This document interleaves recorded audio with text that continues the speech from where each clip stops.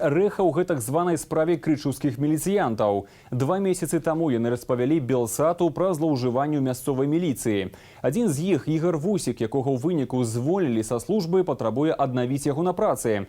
Падпалкоўнік міліцыі скіраваў пазоў супраць міністэрства і называе змаганне за вяртанне да працы справаю гонару. Тацяна Рэут. 21 год службы, якія ён не збіраецца выкідаць на сметніцу. Падпалкоўнік міліцыі Ігор Вусік супраць Міністэрства ўнутраных справаў. В исход дела я не верю. Это сразу заявляю.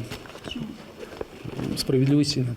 Вусік патрабуе ад ведомства аднавіць яго на працы, а таксама скампенсаваць маральную шкоду памерам 10 000 рублёў. Напрыканцы траўня яго і участковага Андрэя Шашкова звольнілі за парушэнне ўнутранай карпаратыўнай этыкі. А менавіта за тое, што распавялі пра канфлікт у міліцыі нашаму тэлеканалу. Постоянное оскорбление со стороны руководства.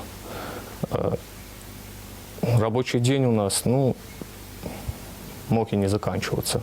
Вусік і калегі распавялі Белсату, што начальнік крычаўскага раусу, падпалкоўнік Станіслаў Чупрын, злоўжываў становішчам. Разам з намеснікам забіраў падначаленых прэмій, не адпускаў з дзяжурства, пакуль яны не выявяць планавай колькасці правапарушэнняў. Чупрын прысутнічаў у Цэнтральным судзе Менску ў якасці аднаго з адказнікаў. С системой я не борюсь.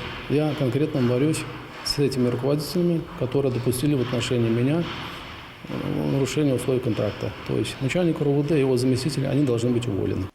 Але ў парушэнні кантракту вінавацяць менавіта Вусіка. Прадстаўнікі магілёўскага МУСу падкрэслівалі, што абавязак не разгалошваць унутраныя справы быў пазначаны ў кантракце звольненага. Вусік, які прыйшоў на разгляд справы без адваката, прызнаў, што ўласнай копіі кантракту не мае, бо пры падпісанні ў аддзелы кадраў не было паперы. Я вижу ситуацию, что никто его не восстановит.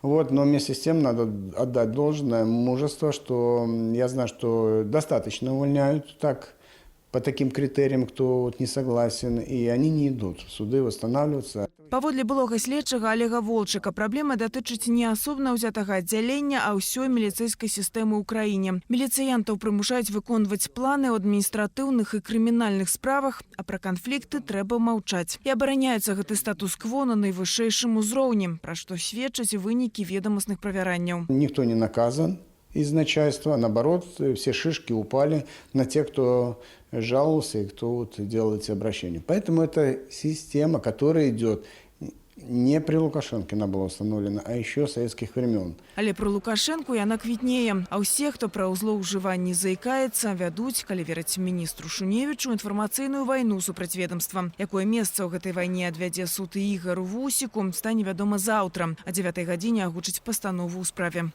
Тацяна Рэут, Белсат.